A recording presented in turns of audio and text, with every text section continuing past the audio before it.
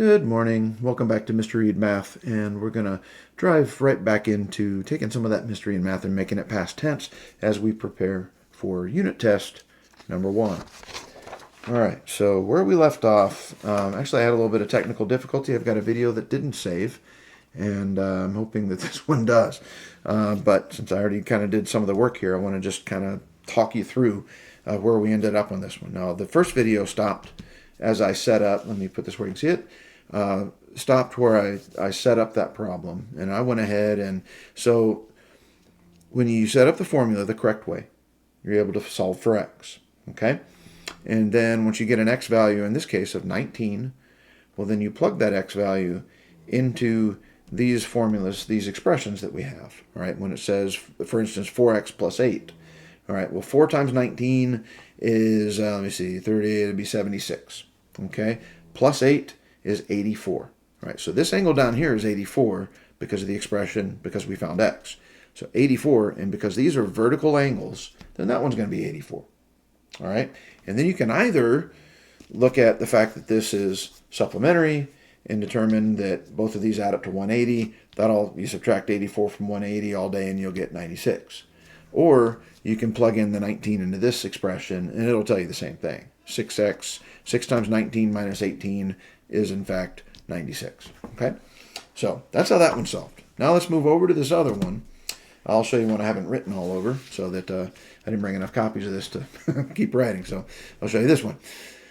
All right, so here we have vertical angles. Okay, we know the vertical angles because you got two lines or two line segments or two rays crossing. Okay, and I showed you in class with a couple yardsticks that when you have the lines that cross, always the opposite angles. These two are going to be the same, and these two are going to be the same.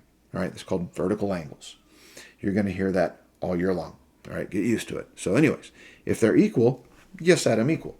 Okay, so the way you set this formula up is you take 5x plus 7, and you say, well, gee, that's equal to 6x minus 18. All right, then once you've done that, you come up with a value for x. Just like before, you plug that value for x into these expressions. You find out what one of these angles is, and then that helps you find what this angle is, because once you get this angle, well, then you know that this is supplementary. They both add up to 180, so you subtract that from 180, and that tells you what that one is. Okay? All right. Now, let's go to find a clean copy, the back side, the last page, and I'll spend a little bit of time on these 4. All right, I really like these 2 in the middle. I think they're a little bit more clever than some of the ones I showed you before. They are using the complementary relationship. Okay, 90-degree angles. Complementary means you have 2 angles that add up to 90, and we also know that that little square means it's a right angle, and a right angle adds up to 90. Now let's look at this one. The easiest question to answer right there is this one right there, because straight line, 180 degrees. Okay, so just write 180 right there. All right, let's just save that time. Now, that square in the corner means that this up here is 90 degrees. Okay, so we know that that's 90, and we know that that's 26. We've only got so much left. I know that this angle, if that's 90, and this total over here on the other side of the line is also 180, I can subtract 90 from 180, and I've got 90 left to put into these 2 angles. So really all you do is you just take 90, subtract the 26, all right, and you get 64. And that's what that angle is. Okay, real quick and easy. Now this one over here, a little bit, you got to think about it. There's a couple of different things going on. All right, we've got 6x and 3x, and right off the bat, you're probably going to want to take that 6x and add it to 3x, and then somehow solve for x. But that's not the way this one works. Notice that little square again. With that square, and with this being a line segment, if that's 90 degrees, this is supplementary, right? And so that means that one's going to be 90 degrees, because when I subtract 90 from 180, I get 90. All right, so I know that 6x equals 90. That's the key to starting this one. So 6x equals 90. All right, divide by 6, x equals 15. Now, if I know that x equals 15, I can use that same x value and I can come up to this angle. 3x would be 3 times 15, and that equals 45. So I know that that angle is 45. All right, so let's do that. And because I know that this pair of angles, they're complementary, that means they add up to 90. So what I'm going to do is I'm going to say 3x plus whatever that other angle is, that's question mark, equals 90. Okay, I know that 3x is 45, so 45 plus question mark equals 90. Subtract 45 from both sides. All right, and then I have question mark equals 45 degrees. Ah, cool, that's bisected, right? 45 and 45 is 90. Yeah, that makes sense. So that's 45 degrees. Now, the easiest step I can take at this point is I can remember this angle and this angle, they're vertical. All right, so whatever that angle is, that angle is. So if that's 45, that's 45. And then the last step to this one, well, there's a straight line. These two angles are going to equal 180. All right, so if that's 45, then 45 plus question mark equals 180. Subtract 45, subtract 45, question mark equals 135. So now that angle, that's 45, 45, that's 135. All right, now these next two, I think what I'm really going to do is just set them up for you. Okay, I probably don't have time to do it, and I want to make sure that I can get this video to save. So let's move on to another sheet.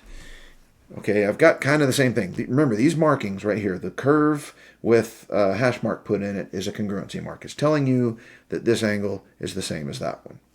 Got the same kind of mark over here telling you that the bottom two angles are congruent. All right, so same measurement, same measurement, same measurement. Same measurement, same measurement. Okay, now these two, they're sitting on a line. That is a linear pair. Okay, so this part plus that part equals the whole 180. Part plus part equals the whole. All right, so the way I set the equation up is 17x plus 6, that's one part, plus 8x minus 1 equals what? 180. Okay. Now I can solve for x, and then I can take that x value, and I can plug it in for this expression. 17 times whatever that expression, or times whatever that x value is, plus 6. That tells you what this angle is. Because we have congruency marks, that means that that's also what this angle is. All right? And then you can either use the linear pair relationship to finish that out, or you can use the fact that these two are going to be the same also. But there we go. That's how we solve this one. Okay, come over here on this side. I'll show you how to set this one up. Now we have congruency mark, congruency mark. These two are the same angles. All right. Part plus part equals whole. That's what happens when you have a linear pair. If you have two angles that are equal, if they're equal, you set them equal. All right? So I'm going to take, let's do 3x minus 8 equals 2x plus 34. Okay? Now you can solve it just like algebra with the other ones we've been doing. All right? You can move the x's over, move the numbers over, so you're going to get a value for x. Once you get that value for x, you plug it into one of these equations or one of these expressions. If you plug it in there, 3 times whatever that x value is, minus 8. Put that in your calculator. You can use a calculator on the test. All right? And then that'll tell you what that angle is. Whatever that angle is, that one's the same. And then you've got a linear pair relationship here. So this angle plus this angle, part plus part equals whole. Same plus same equals same.